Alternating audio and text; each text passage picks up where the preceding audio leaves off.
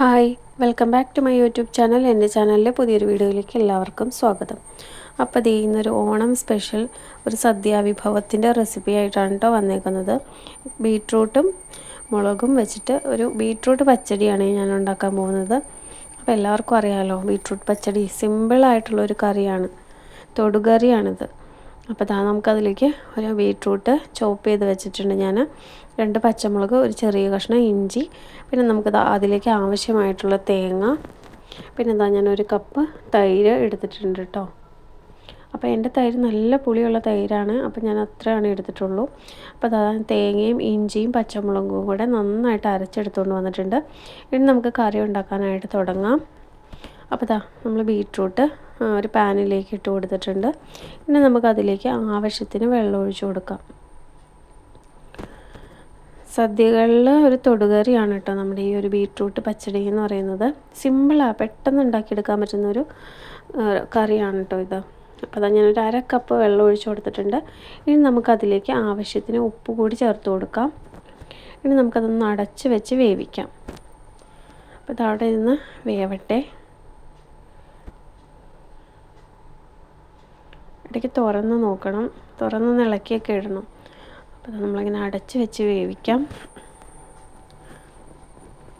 വെള്ളമൊക്കെ വറ്റി വരുമ്പോഴത്തേക്കും നമുക്കതിലേക്ക് അരപ്പ് ചേർത്ത് കൊടുക്കാം കേട്ടോ.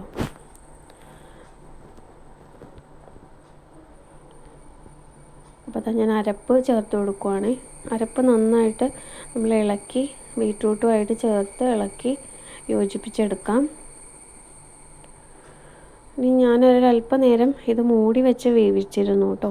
ആ തേങ്ങ ഒന്ന് വേവണമല്ലോ, അപ്പോൾ ഞാനൊന്ന് ജസ്റ്റ് മൂടി വെച്ച് വേവിച്ചിട്ടുണ്ടായിരുന്നു.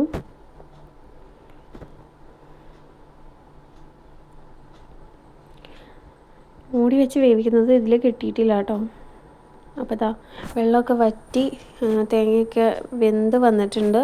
ഇനി നമ്മൾ അതിലേക്ക് ഗ്യാസ് ഓഫ് ചെയ്തതിന് ശേഷമാണ് കേട്ടോ ഞാൻ തൈര് ചേർത്ത് കൊടുക്കുന്നത്. അപ്പോൾ ഞാൻ തൈര് ചേർത്ത് കൊടുക്കുവാണേ. അപ്പോൾ നമ്മുടെ ഈ ഒരു തൈര് കൂടി ചേർത്തതോടുകൂടി നമ്മുടെ കറി ഇവിടെ റെഡി ആയിട്ടുണ്ട്. ഇനി നമുക്കതിലേക്ക് കടുക് പൊട്ടിച്ചൊഴിക്കാം. ഇത്രയേ ഉള്ളൂ കേട്ടോ. പച്ചടി എന്ന് പറയുന്നത് സിമ്പിളാണ്, നല്ല ടേസ്റ്റി ആയിട്ടുള്ളൊരു കറിയാണ് കേട്ടോ. അപ്പോൾ നമുക്ക് കടുക് വറുക്കാനായിട്ടൊരു പാൻ അടുപ്പത്ത് വെച്ചിട്ടുണ്ട്. അതിലേക്ക് ഞാൻ വെളിച്ചെണ്ണ ഒഴിച്ച് കൊടുത്തിട്ടുണ്ട് കേട്ടോ. ഇനി നമുക്കതിലേക്ക് ആവശ്യത്തിന് കടുക് ഇട്ട് കൊടുക്കാം. വെളിച്ചെണ്ണ ചൂടായി വരുമ്പോഴത്തേക്കും കടുക് ഇട്ട് കൊടുക്കാം. കടുക് പൊട്ടി വരുമ്പോഴത്തേക്കും ഞാൻ അതിലേക്ക് ഇട്ട് കൊടുക്കുന്നത് വറ്റൽമുളകാണ് കേട്ടോ. വറ്റൽമുളകും കറിവേപ്പിലയുമാണ് ഞാൻ ഇട്ട് കൊടുക്കുന്നത്.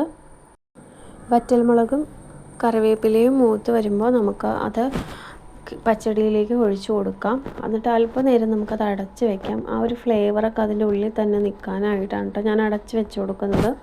അതിനുശേഷം നമുക്കത് തുറന്ന് മിക്സ് ചെയ്തിട്ട് നമുക്ക് സെർവ് ചെയ്യാം കേട്ടോ.